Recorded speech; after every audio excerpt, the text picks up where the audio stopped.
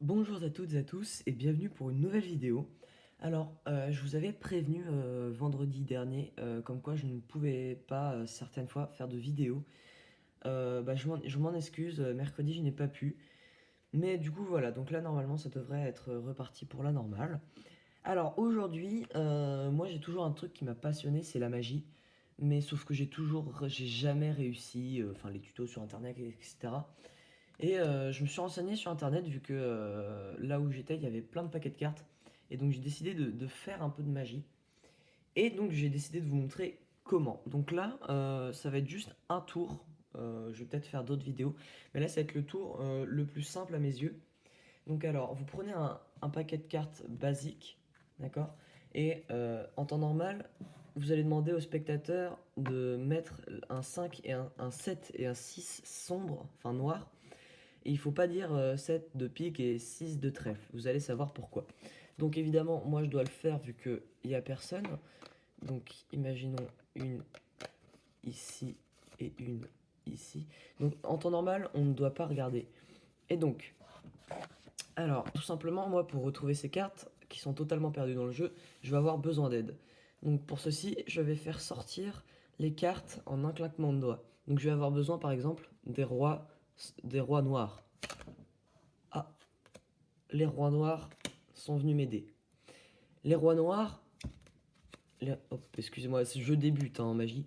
Les rois noirs, avec leurs dames, vont appeler leurs vassaux pour informer les rois rouges,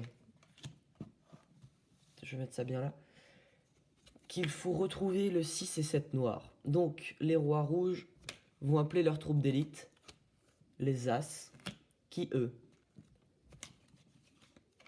vont retrouver le 6 et 7. Alors, moi je trouve ça bluffant. Alors comme vous pouvez le voir, c'est un tour de magie qui est assez rapide.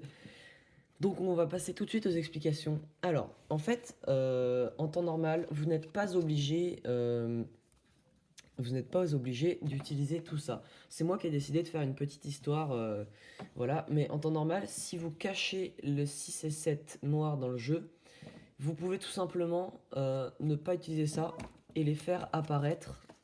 Attendez, je vais... Voilà, et les faire apparaître directement. Donc ça, c'est à vous de choisir.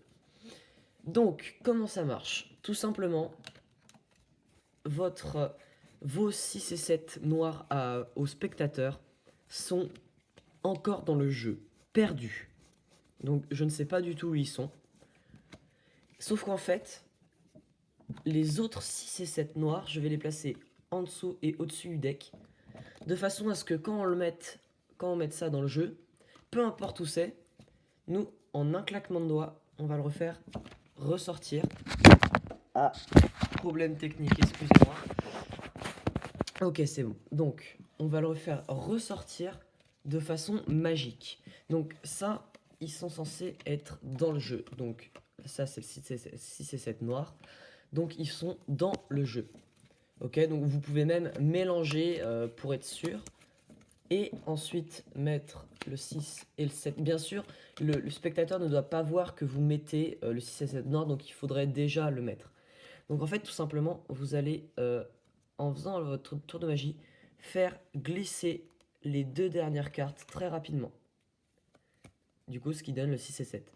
Et donc, il faut vous entraîner à faire ce geste. Et donc, au début, ça va paraître lent, mais après, hop, ça apparaîtra comme par magie, le 6 et 7 noir. Il ne faut pas préciser le 6 de pique et le 7 de trèfle, parce que si vous précisez, il va tout de suite rendre compte que c'est l'opposé qui est dans le tas. C'est-à-dire que il y aura le 7 de pique et le 6 de trèfle, c'était ces cartes. C'est pour ça qu'il faut dire le 6 et 7 noir. Donc moi j'ai trouvé ça assez impressionnant. Et donc c'est très facile à faire, il y a juste besoin d'un paquet de cartes, peu importe lequel. Moi c'est pas de la bonne qualité, mais regardez, ça marche très bien. Donc voilà, ce sera tout pour aujourd'hui. En tout cas, n'hésitez pas à me dire si mes petites vidéos sur la magie vous plaît. Moi, je débute, hein, vraiment, je regarde des trucs sur internet, j'essaie de comprendre et j'essaie de faire des trucs à mon niveau. Je me suis entraîné hier à faire des trucs, mais c'était ultra compliqué, j'ai rien compris. Mais là, ça me paraît à la portée de tous, parce que c'est pas compliqué, il suffit de faire glisser 2 cartes. Et si vous voulez créer une petite histoire, alors vous n'êtes pas obligé de faire comme moi, hein, vous pouvez faire tout simplement les rois qui partent à la chasse, ou des policiers qui recherchent de voleurs, enfin un truc tout con, mais moi j'ai choisi de cette histoire-là. Après vous pouvez faire plus court. Il faut savoir que plus votre histoire est longue, plus vous avez de risques que le, le, le spectateur il mette ils mettent le 6 ou le 7 dans votre jeu, et du coup, quand vous sortirez le truc, et ben d'un coup, vous aurez un 7 ou un 6, et du coup, ça plombera votre histoire. Donc, faites une histoire assez courte, d'une dizaine de cartes maximum. Donc voilà, c'est tout pour ce que j'avais à conseiller au niveau magie, parce que je ne suis pas un professionnel, évidemment. Donc voilà, en tout cas, bon week-end, et bonne fin de confinement à vous, et puis bah, à lundi.